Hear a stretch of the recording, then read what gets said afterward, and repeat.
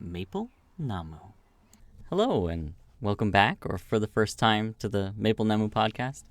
My name is Chris, and in this episode, I am going to talk about why it is important to have classes and educational content that is relevant to the students. The story comes from a level test that I did at KAI, Korea Aviation Innovation, or whatever it is, the aviation industry. And, well, here we go. I've been teaching in Korea a long time.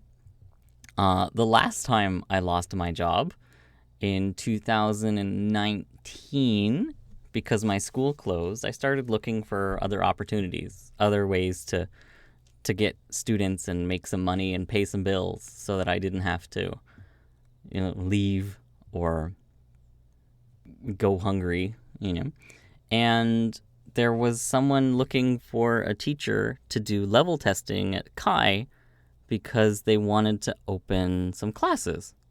That should give some hints about where I live. I don't think I've mentioned that yet. But I signed up to teach the classes and to do the level tests.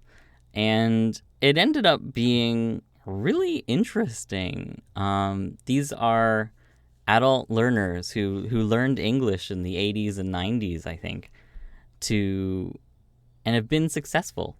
The English education in Korea they spend a lot of money, but people tend not to be incredibly successful. So you don't often see successful adult learners. And here I was in a building with hundreds of them, which was really rewarding as a teacher. They had an interesting perspective on life. I really enjoyed talking to them. And a couple of them even said that learning English sort of gave them a second life. Like, these are my people. These are the ones that learned, appreciate, understand, and I understand. And yeah, these are my people. It made me feel really good and reminded me of why I do what I do. It was a bit strange to level test them because they were already very high level. It was tricky putting them on a scale, because to say that someone was a beginner after they've been learning for 20 years is kind of a delicate thing to do.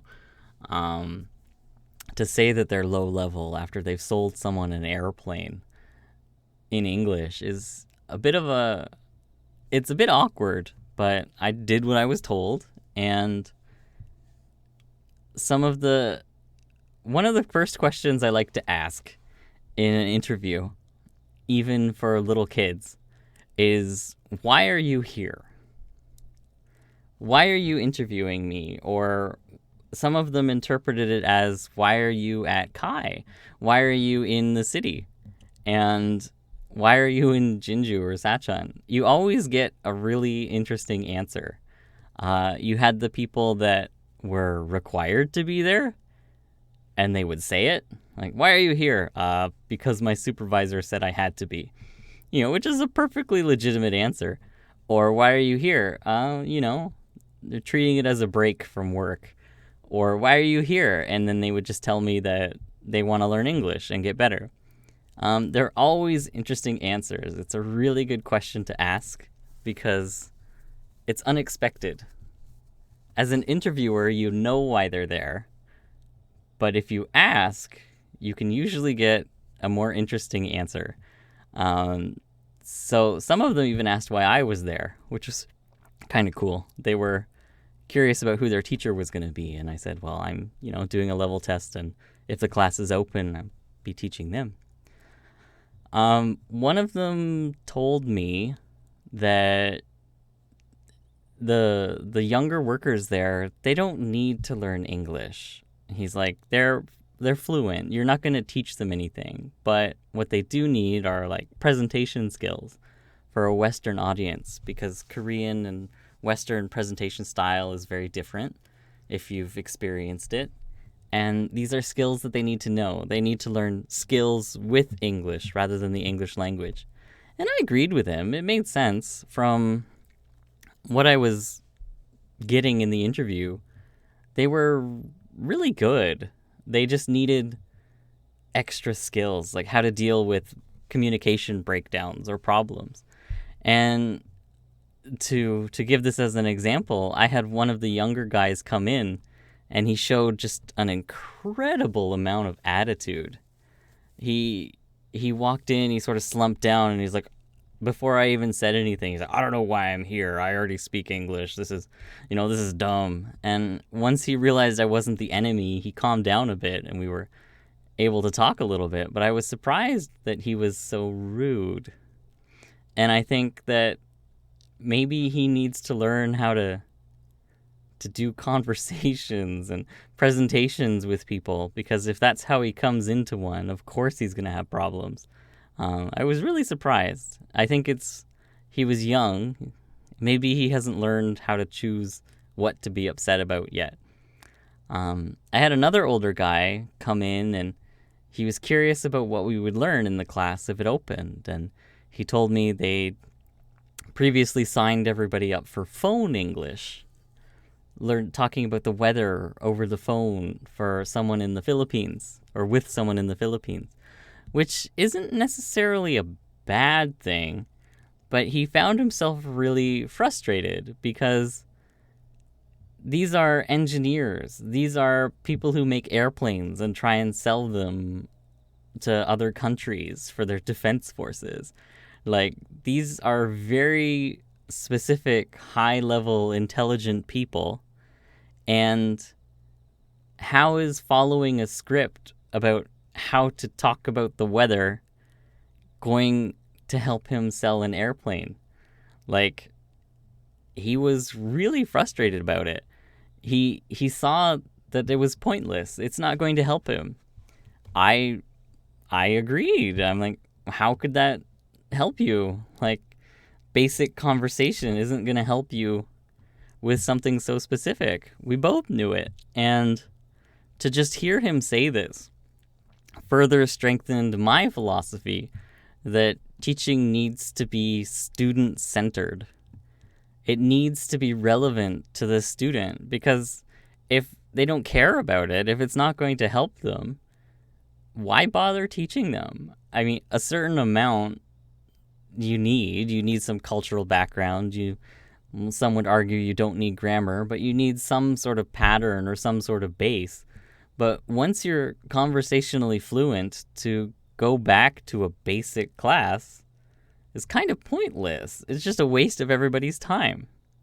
You could go over all of the phrases in the world, but if it doesn't matter to that person, why bother?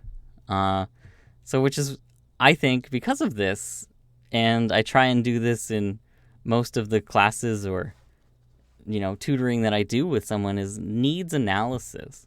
What does the student want specifically? What do they need? And how can we make a class do that? It's a bit different to tailor a class to the student, to make a class that fits the student, rather than trying to get the student to fit the class. It's an interesting idea. I think it's where education should go, but it's scary. It's unfamiliar. It's not Korean style to have learners who choose what they're going to learn. It often, most people here want to be told what to learn. But if you ask someone who learned English successfully how they learned English, they will usually tell you that they needed it for something. They needed it for a job, or they needed it because they were going to live abroad. There was a reason that they needed it, and that's how they learned. Usually they won't tell you that they learned everything they need from night classes at a local hagwon following a book. It can happen. It works for some people. But generally, it's rare that you find someone who is just studying in a hagwon that becomes really good. Usually there's something else. Usually there's another reason. The company organizing the classes at Kai gave the instructions to me. When I asked what the class should be about, they told me, watch some YouTube videos and discuss some key phrases, which I imagine is what they told the Kai students who were going to take the class. And unsurprisingly, the class didn't open. Anyway, that's it for today. I hope you enjoyed listening. If you did, let me know. If you didn't, let me know. Other than that, have a great day.